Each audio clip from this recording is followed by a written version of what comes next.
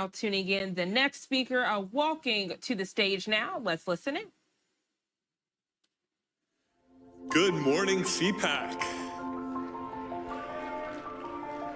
It was my honor to serve in President Donald J. Trump's first term as his ambassador-at-large for global criminal justice. And I want to hearken back to a little bit of history here.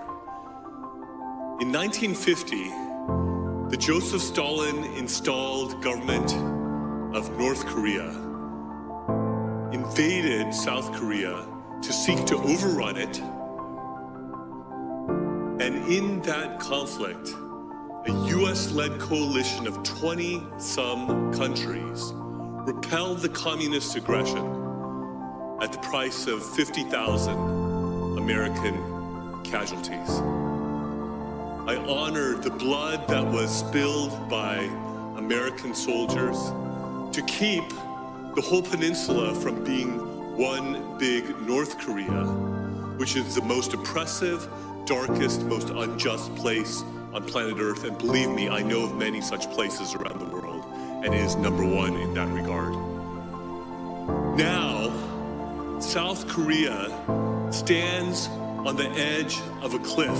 The democracy in South Korea is in a danger that has not been in for decades.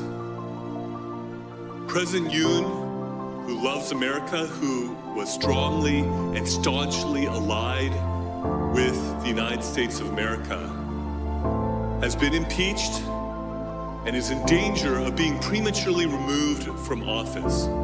Why?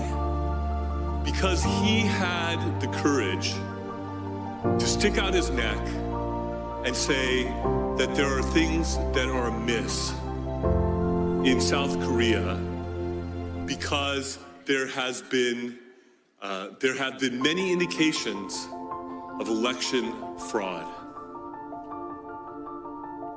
We know something about that, I think, here in the United States. And there's a parallel situation going on. President Yoon, indeed, has been called the Donald Trump of Asia.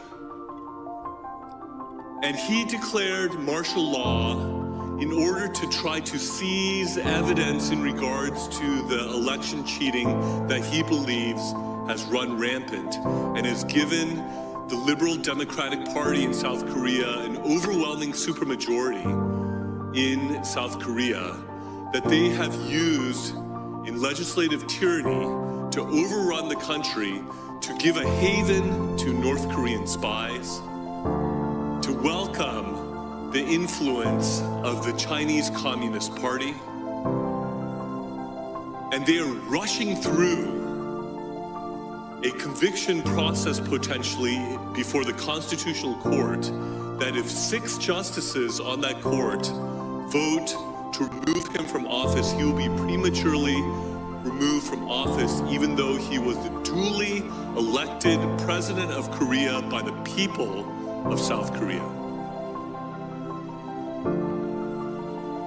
They are rushing this through because his chief political rival who wants to supplant him as president, Lee Jae-myung, who has allegedly sent millions of dollars over to North Korea against US sanctions and against the UN Security Council sanctions, who has aligned himself with North Korea and with the Chinese Communist Party, is himself accused of various crimes that if he is convicted, he would be disqualified from being a candidate for president of South Korea.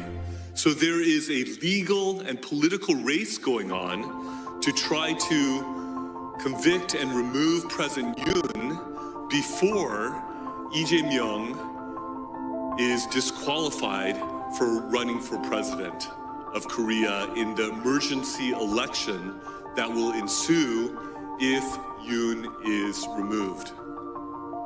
This is an issue for which freedom-loving, democracy-loving Americans should not be neutral. This is a situation where our government and our people should stand with our allies in South Korea and with President Yoon and stand up and be counted and let the world know that the robbing of democracy and the destruction of democracy, that we spilled blood to the tune of 50,000 casualties in the Korean War, will not be in vain, but that the democracy in South Korea could flourish and the people's elected president, President Yoon, who loves America, who's closely aligned with America, would be able to be vindicated in the Constitutional Court and restored to his rightful office. Thank you.